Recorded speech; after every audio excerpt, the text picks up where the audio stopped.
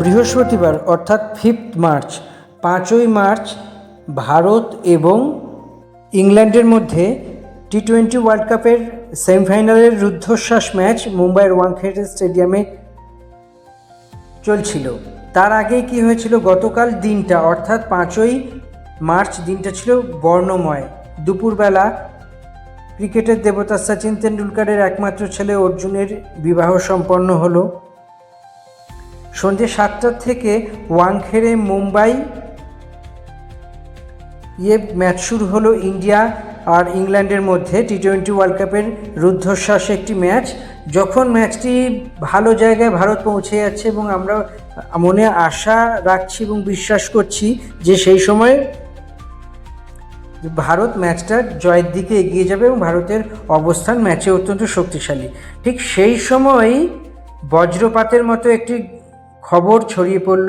সেটি হলো পশ্চিমবঙ্গের রাজ্যপালের পদ থেকে সিভি আনন্দ বোস অর্থাৎ ডক্টর সিভি আনন্দ বোস পদত্যাগ করলেন।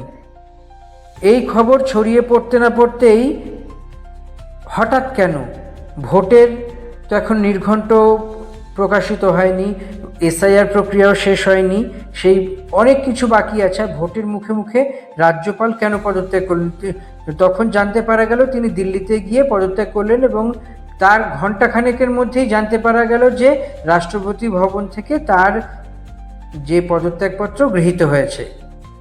এবার যে ঘটনাটি অবশ্যম্ভাবী, সেই ঘটনাটি হল 1977 সালের ইন্ডিয়ান অ্যাডমিনিস্ট্রেটিভ সার্ভিস অফিসার অর্থাৎ আইএএস অফিসার সিভি আনন্দ বোস কেন পদত্যাগ করলেন, যিনি 2022-এ 21তম পশ্চিমবঙ্গের রাজ্যপাল হিসেবে শপথ গ্রহণ করেন এবং তার টেনিওর ছিল আরও 2 বছর। আগামী 2 বছর পর্যন্ত তিনি রাজ্যপাল চাইলেই থাকতে পারতেন, কিন্তু হঠাৎ করে 5 মার্চ 2026 সন্ধেবেলায় এই ঘটনাটা সামনে এলো কেন।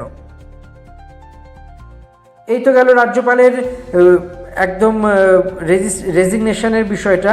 এবার আসা যাক যে তাহলে এবার নতুন রাজ্যপাল কে হতে চলেছেন।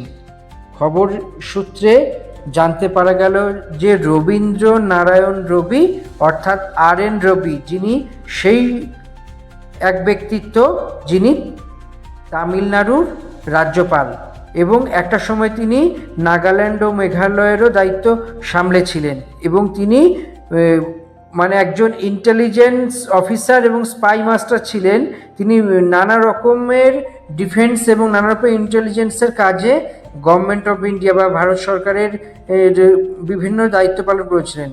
জন্ম তার পাটনা, বিহারে। রবি ভারতের যে ইন্ডিয়ান আইপিএস অর্থাৎ ইন্ডিয়ান পুলিশ সার্ভিসের 1976-এর একটি ব্যাচ এবং তিনি অত্যন্ত ক্ষুরধার এক ব্যক্তিত্ব এবং তিনি সেন্ট্রাল গভর্নমেন্টের বিভিন্ন পর্যায়ে বিভিন্ন ইন্টেলিজেন্স ব্যুরোতেও তিনি কাজ করেছেন এবং তাকে জয়েন্ট ইন্টেলিজেন্স কমিটিতে 2024-এ চেয়ারম্যান হিসেবে নিযুক্ত করা হয়েছিল এবং একই সঙ্গে দেখতে পাওয়া যাচ্ছে যে অক্টোবর 2018-তে ন্যাশনাল সিকিউরিটি অ্যাডভাইজার অর্থাৎ অজিত দোভালের ডেপুটি হিসেবে তাকে নিযুক্ত করা হয়েছিল।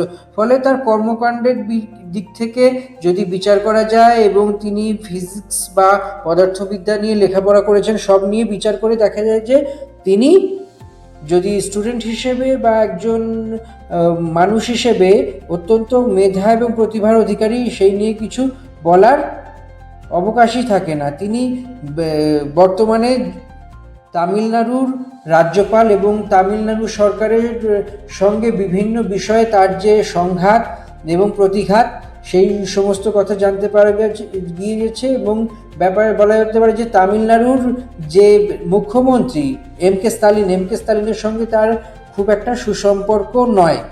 এই তো গেল এই দিককার একটা বাইরের বিষয়, কিন্তু ভেতরের বিষয় কি হলো যে যেখানে রাজ্যে ভোট আর কয়েক সপ্তাহের মধ্যেই, কেননা 7ই মে বিধানসভা ভাঙবে, তার মধ্যে নতুন সরকারকে শপথ গ্রহণ করতে পারে, কিন্তু সুপ্রিম কোর্টের নির্দেশ অনুযায়ী মোটে এখনও 6 লাখের একটা এসআইআর এর নাম সংশোধন হয়েছে এবং এখনো প্রায় 54,000, 60 লাখের মধ্যে এখনো 54 লাখ সেই এসআইআর এর কার্যকারিতা বাকি আছে।